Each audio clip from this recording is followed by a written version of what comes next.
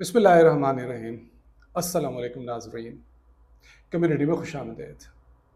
एक अरसे के बाद आपसे मुलाकात हो रही है और मुलाकात भी ऐसी सूरत में हो रही है कि जब दुनिया की कुल 8.5 अरब आबादी के 1 अरब 60 करोड़ आबादी वाले खित्ते हिंदुस्तान और पाकिस्तान में, जो कि दोनों एटमी ताकतें भी हैं और एटमी ताकतें भी ऐसी कि दुनिया के कई एटमी ताकतों के बॉर्डर्स आपस में इनके मिलते हैं। चीन भी एटमी ताकत है, चीन का मज़ीद आगे बॉर्डर रूस के साथ मिलता है, वो भी एटमी ताकत है। तो इस खत्ते के अंदर नॉर्थ कोरिया भी शामिल है, जो कि डिक्लेयर्ड एटमी ताकत है। तो ये चंद एटमी ताकतें एक दूसरे के साथ मुल्क हैं। ऐसे खत्ते में बिलखसूस पाकिस्तान और हिंदुस्तान के दरमियान जितनी बड़ी आबादी है, एक ऐसे खत्ते में एटमी जंग का ख़तरा सोच कर ही रूह कांप उठती है कि किस कदर हौलनाक मंजर होगा। लेकिन क्या अक्लमंदी और दानिशमंदी किसी सियासी रहनुमा में हिंदुस्तान की ऐसी है कि वो हर 3-4 साल के बाद पाकिस्तान के साथ एक फॉल्स फ्लैग करके हालात को इस मकाम पर पहुंचा देता है, महज अपने मुल्क के अंदर अवामी मकबूलियत हासिल करने, वोट हासिल करने, हिंदू कौम परस्ती, इंतहा पसंदाना कौम परस्ती की तरफ लोगों को माइल करने। ये वो वाक़यात हैं कि जो बिलाखिर एक ऐसी नहज पे पहुंच चुके हैं कि हर बार का झगड़ा पहले के मुकाबले में ज़्यादा शदीद होने लगा है। यूँ तो बाज़ाब्ता जंगें हो चुकी 1947 में, जो कि 48 में भी जारी रही। 1965 में चंद रोज़ के बाद वो ख़त्म हो गई। सोवियत यूनियन ने उस वक्त के ताशकंद, जो कि उस वक्त उज़्बेकिस्तान उसकी एक रियासत था, वहाँ पर एक मुआहदा करवाया जिसे ताशकंद मुआहदा कहा जाता है, जो 1966 के अंदर जनवरी के महीने में हुआ। और उस मौके पर हिंदुस्तान के वज़ीर आज़म लाल बहादुर शास्त्री उस मौके पर वफ़ात पा गए एक हार्ट अटैक की वजह से। उसके बाद 1971 में जंग हुई। उसके बाद 1999 में कारगिल के महाज में शदीद लड़ाई हुई। इन सारी चीज़ों को अगर सामने रखा जाए तो फिर वक्तन फ़वक्तन हिंदुस्तान कोई ना कोई फॉल्स फ्लैग जो है वो करता है और उसके नतीजे में उसका बहाना बनाकर पाकिस्तान पे हमलावर होने की कोशिश करता है। और वो पाकिस्तान की जानिब से ऐसे किसी भी वाक़े की तहकीकात के लिए फ़ौरी तौर पर मुकर जाता है। और जब भी कोई वाक़या होता है, उसकी तहकीकात का नताइज का सामने आए बगैर चंद मिनटों में ही फ़ैसला कर दिया जाता है और पाकिस्तान के बारे में ऐलान कर दिया जाता है। और 70 से 80 अरब डॉलर सालाना भारतीय दिफा पर खर्च करने वाला नरेंद्र मोदी इसके 10 साला दौरे इक़्तिदार के अंदर जिस तरीके से नफ़रत हिंदुस्तान में परवान चढ़ी है, उसकी मिसाल पहले कभी नहीं मिलती। नफ़रत तो पहले भी वहाँ मौजूद थी, लेकिन उसमें शदीद दर्जे का जो लेवल है वो नरेंद्र मोदी की वजह से हुआ है। अभी 22 अप्रैल को मकबूजा कश्मीर के इलाके पहलगाम में जो वाक़या रूनुमा हुआ, यकीनन वो एक अफसोसनाक वाक़या है। आम शहरियों को मारना इस्लाम कतई इस चीज़ की इजाज़त नहीं देता, लेकिन ये फॉल्स फ्लैग करना हिंदुस्तान के लिए एक मामूली बात है। वो अपने शहरियों को मारकर, अपने अवाम को इकट्ठा करके दुनिया में पाकिस्तान को दहशतगर्द साबित करने के लिए प्रोपेगेंडे में मसरूफ़ रहता है। हिंदुस्तान का प्रोपेगेंडा कोई नई बात नहीं है। यूरोपियन लैब के नामी एक डिसइंफो लैब के नाम से एक ऑर्गेनाइजेशन ने चंद साल पहले रिपोर्ट जारी की थी, जिसमें बताया गया था कि हिंदुस्तान तकरीबन 550 ऐसी वेबसाइट्स चला रहा है मुख्तलिफ नामों से, जो पाकिस्तान के ख़िलाफ़ काम कर रही हैं, मुसलसल प्रोपेगेंडा कर रही हैं। ये चीज़ किसी और ने नहीं, BBC ने डिस्क्लोज़ की थी। आप चाहें तो BBC का रिकॉर्ड चेक कर सकते हैं। इस तरीके से ये पूरी दुनिया में पाकिस्तान के ख़िलाफ़ इमेज बिल्डिंग का काम, पाकिस्तान के ख़िलाफ़ प्रोपेगेंडा का काम जो है वो भारत एक तवील मनसूबाबंदी के तहत कर रहा है। इसीलिए वो बहुत जल्द इस तरह का इल्ज़ाम पाकिस्तान पर आयद कर देता है। पुलवामा का वाक़या ज़्यादा पुराना नहीं, अब पहलगाम का वाक़या फिर सामने आ गया है और 22 अप्रैल के बाद से सूरत हाल कशीदा है। 6 और 7 मई 2025 की दरमियानी शब हिंदुस्तान ने हमेशा की तरह रात की तारीकी में हमला किया। नाज़रीन, आपको मालूम होना चाहिए कि 1965 की जंग भारत ने लाहौर पर हमला रात की तारीकी में किया। इसके बाद जितने भी बालाकोट का मामला हो या अब ये हालिया आपने देखा है, ये सब वाक़यात रात के वक्त रूनुमा होते हैं, रात को 1 डेढ़ 2 बजे के करीब रूनुमा होते हैं। ये उस बुज़दिल दुश्मन की बुज़दिलाना हरकत है जिसमें इतनी ज़रूरत नहीं है कि वो दिन के अंदर हमला कर सके। यूँ इस मरतबा जो उसने किया, आप सब ने वो सब कुछ टीवी पर देखा कि किस तरीके से बहावलपुर में मस्जिद को टारगेट किया गया, किस तरह से मुरीदके में मस्जिद को टारगेट किया गया, किस तरह से आज़ाद कश्मीर में दीगर मसाजिद को टारगेट किया गया और उसके आसपास मौजूद सिविल आबादी में से बहुत सारे लोग शहीद भी हुए। इसके बाद फौरी तौर पर टेंशन में इजाफा हो गया। पाकिस्तान की जानिब से भी फिर जवाबी कार्रवाई की गई और जवाबी कार्रवाई के नतीजे में फिर जवाबी कार्रवाई और ये सिलसिला अब चल निकला है। इंटरनेशनल रिलेशंस में एक इस्तिलाह इस्तेमाल होती है जिसको कहा जाता है एस्केलेशन लैडर। एक ऐसी सीढ़ी जिसमें आप लड़ाई झगड़े को जितना बढ़ाते चले जाएंगे उसके नतीजे में आपकी वापसी के इम्कानात कम हो जाएंगे। एक ऐसी सूरत में कि जब दोनों ममालिक एटमी ताकत हैं और उनका आगे बढ़ना दोनों के लिए किसी भी तरह से मुफीद नहीं है बल्कि खित्ते के लिए भी सख्त नुकसानदेह है। आज हफ्ते का दिन है और आज तारीख़ है 10 मई। आज 10 मई को हफ्ते के दिन जो सूरत हाल जारी है कि हिंदुस्तान ने पाकिस्तान की जानिब अपनी समुद्री हदूद में अपनी बहरिया की ड्रिल्स शुरू कर दी हैं, लेकिन इंटरनेशनल मीडिया के अंदर ये खबर जारी करवाई कि वो पाकिस्तान पर हमले के लिए अपनी फ़ौज को डिप्लॉय कर रहा है। अभी भी पाकिस्तान की समुद्री हदूद से तकरीबन 190 किलोमीटर के फासले पर भारतीय बहरिया मौजूद है और बहरिया ने तो ज़ाहिर है कि पानी में ही रहना होता है। इससे पहले भी वो कई दफ़ा कोशिश कर चुके हैं कि पाकिस्तान की समुद्री हदूद के अंदर घुसें, जासूसी करें, जिसे पाकिस्तान की सबमरीन्स यानी आबदोज़ों ने नाकारा बनाया, नाकाम बनाया। और इसी तरीके से जो पाकिस्तान के नेवी एसेट्स हैं और वो पहले के मुकाबले में कहीं ज़्यादा बेहतर हैं और पाकिस्तान की नेवी ज़हन में रहे कि वो 50s 60s यानी 50 और 60 की दहाई वाली नहीं है। आज की नेवी जदीद तरीन इक्विपमेंट्स के साथ लैस है। पाकिस्तान के पास जदीद तरीन चीनी आबदोज़ें मौजूद हैं, टर्किश आबदोज़ें मौजूद हैं, फ्रिगेट्स मौजूद हैं और इस तरह का जो दीगर जंगी साजो सामान है वो मौजूद है। ये बात पेश नज़र रहे कि पाकिस्तान की समुद्री हदूद हिंदुस्तान के मुकाबले में बहुत छोटी है। पाकिस्तान की समुद्री हदूद तकरीबन 1000 किलोमीटर बनती है, जबकि हिंदुस्तान की समुद्री हदूद तकरीबन 7000 किलोमीटर बनती है।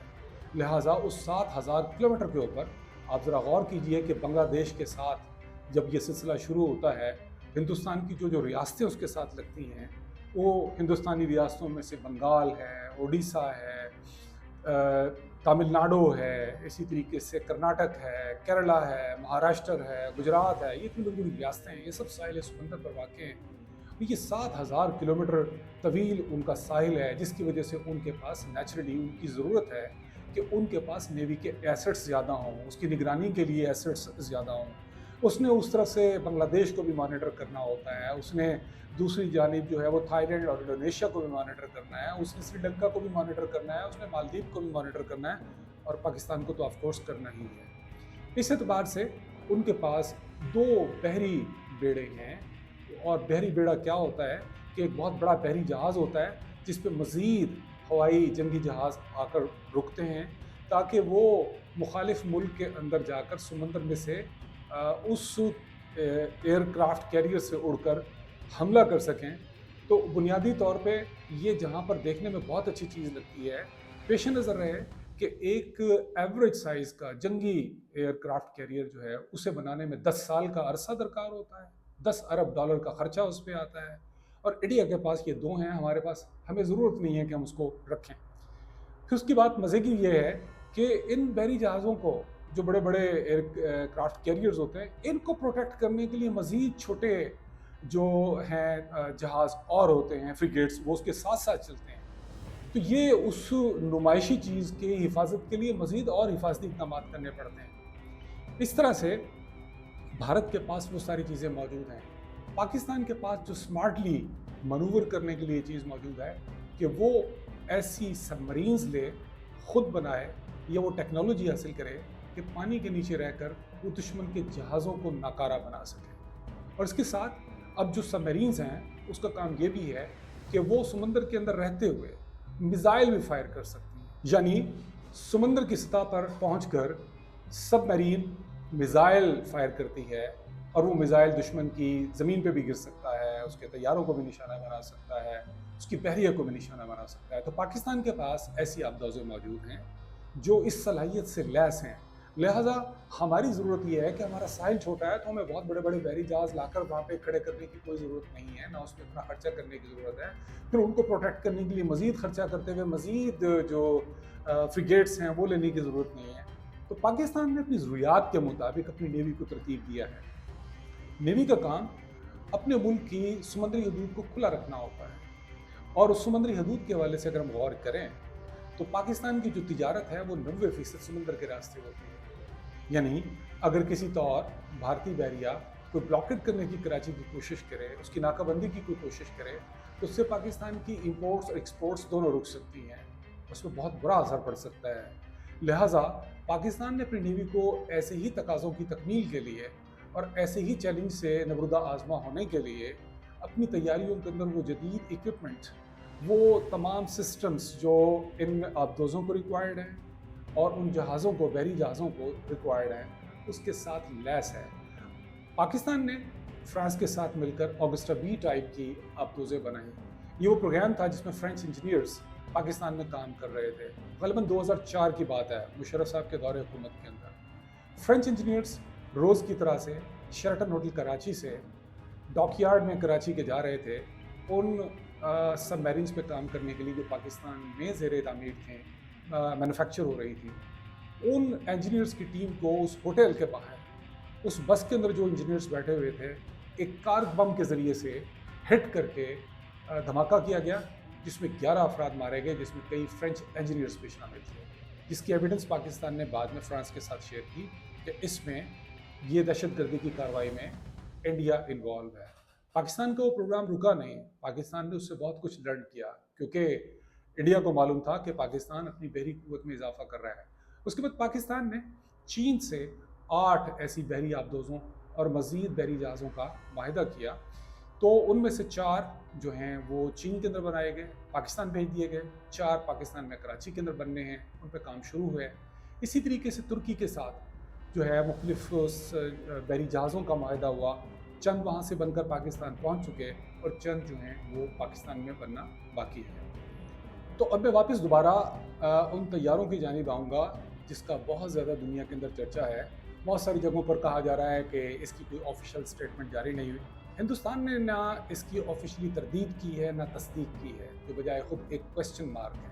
اس کے علاوہ بی بی سی نے, برطانوی روزنامہ ہے وہاں کا ٹیلی گراف, اس نے, اسی طریقے سے ایک خبر رساں ایجنسی مغربی رویٹر نے, سی این این نے, فرانس کے ایک بہت اہم اخبار لے موند نے, ان سب نے اس چیز کا اعتراف کیا ہے کہ کم از کم ایک رافال طیارہ پاکستان نے ضرور گرایا ہے. چونکہ تمام طیارے جو پاکستان کے دعوے کے مطابق ہندوستان میں گرے ہیں وہ پاکستان کی حدود سے ان کا ملبہ کوئی 100 کلومیٹر ہندوستان کی حدود کے اندر ہے. ظاہر ہے پاکستان جو ہے وہ اس کا ملبہ تو نہیں دکھا سکتا. خود ہندوستانی میڈیا نے وہ ملبہ دکھایا اور بعد میں حکومت ہند کے دباؤ کے اوپر وہ میٹیریل وہاں سے ہٹا لیا گیا. اسی طریقے سے کئی اور اداروں نے, بالخصوص بی بی سی نے, اس کو ویریفائی کیا اور ایسی تصاویر شائع کی جس میں یہ ثابت ہوتا ہے کہ رافال طیارے جو ہیں وہ گرائے گئے. پاکستان کے مطابق 3 رافال طیارے, اسی طریقے سے سکھوئی طیارہ اور اسی طریقے سے ایک مگ طیارہ. سکھوئی اور مگ دونوں روسی ساختہ طیارے ہیں, انہیں بھی پاکستان نے مار گرایا. دنیا میں یہ بحث چھڑ نکلی کہ کیا پاکستان کا دعویٰ درست ہے, اور اگر یہ دعویٰ درست ہے تو پھر اس کا مطلب یہ ہوا کہ یورپ کی جدید ٹیکنالوجی کا شاہکار, فرانس کی برسوں کی محنت کا شاہکار رافال ایک نشانہ بنا ہے. اس میں یقیناً ہیومن ایرر بھی ہو سکتا ہے, پائلٹ کی غلطی بھی ہو سکتی ہے. اس طریقے سے رولز آف انگیجمنٹ جو ہوتے ہیں لڑائی کے, اس کا بھی کوئی فرق ہو سکتا ہے. یہ وہ ساری چیزیں ہیں جس کے نتیجے میں مختلف سوالات ابھرتے ہیں. پاکستان میں بھی بہت سارے لوگوں نے وہ سوالات ابھارے جو جنگی معاملات سے آشنا نہیں ہیں. ان کی طرف سے وہ سوالات نیچرل بھی تھے اور معصومانہ بھی تھے. تو پاکستان کے اس دعوے کی تصدیق کئی بین الاقوامی اداروں نے کر دی ہے۔ ہاں، جس وقت برطانوی ادارے نے رابطہ کیا فرانس کے رافال بنانے والی کمپنی سے، اس کا جواب ان کو وہاں سے موصول نہیں ہوا۔ یہ بجائے خود ایک اہم بات ہے۔ اسی طریقے سے یہاں پر اس ساری چیز کے اندر جس چیز کا بہت زیادہ ڈسکشن ہو رہی ہے، اس میں PL-15 وہ میزائل ہے جس کو بہت زیادہ اہمیت دی جا رہی ہے، جس نے یہ کارنامہ سر انجام دیا ہے، جو چائنیز محنت کا شاہکار ہے، جس میں بلینز آف ڈالرز کی انویسٹمنٹ ہوئی ہے۔ چین کے یہ ہتھیار اور J-10C وہ طیارہ جو چین کا بنا ہوا جدید طیارہ ہے، جس کے بارے میں کہا جاتا ہے کہ وہ F-35 کے ہم پلہ ہے، تو اس طیارے کے بارے میں بہت ساری باتیں ہو رہی ہیں۔ اسی طریقے سے اس مشن میں JF-17 تھنڈر طیاروں نے بھی حصہ لیا، ان کی کارکردگی بھی، اس کے بارے میں بھی مثبت چیزیں سامنے آ رہی ہیں۔ ان ساری چیزوں سے امریکہ اور برطانوی ادارے اپنی اپنی جگہ ضرور پریشان ہیں کہ اگر چائنیز ٹیکنالوجی کے معاملے میں آگے بڑھتے ہیں تو ان کی ٹیکنالوجی کے اوپر اثر پڑے گا، ان کے بین الاقوامی مارکیٹ کے اوپر بہت گہرا اثر پڑے گا، اور یہ وہ اثرات ہیں جو ویسٹ کے لیے قابل قبول نہیں ہو سکتے۔ یہی وجہ ہے کہ ہر ملک کے اپنے اپنے مفادات ہیں۔ مثال کے طور پہ جرمنی اور برطانیہ مل کر ایک طیارہ انہوں نے بنایا ہے یورو فائٹر کے نام سے، وہ بھی اپنی انٹرنیشنل مارکیٹ کے اندر سیل چاہتے ہیں۔ ڈیفینیٹلی وہ یہ نہیں چاہیں گے کہ رافال جو ہے وہ زیادہ آگے بڑھے۔ رافال کے گرنے سے ان کو تشویش بھی ہوئی ہوگی اور ایک لحاظ سے ذرا خوشی بھی ہوئی ہوگی۔ دوسری جانب رافال کے مقابلے میں F-35 ہے امریکہ کا، ظاہر ہے کہ وہ اس کی سیل چاہے گا، اس کی بھی یہ خواہش ہوگی کہ ہماری چیز آگے بڑھے۔ تو یہ ایک انٹرنل بزنس رفٹ کے طور پہ بھی چیز سامنے آئی ہے، چین کی ٹیکنالوجی کے معاملے میں بھی سامنے آئی ہے۔ تو یہ وہ چیزیں ہیں جو انٹرنیشنل ریلیشنز میں اپنا ایک اثر رکھتی ہیں، اور یہ ایک بہت اہم واقعہ ہے کہ جس طریقے سے پاکستان نے مختصر وقت میں اتنے سارے طیاروں کو گرایا، اور دوسری جانب جس طریقے سے پاکستان پہ دباؤ ڈالنے کی کوشش کی ہے، اور وہ کوشش جو ہے انشاءاللہ اس کی اسی طریقے سے جو ہے ناکام ہوگی۔ ہمیں متحد رہنے کی ضرورت ہے۔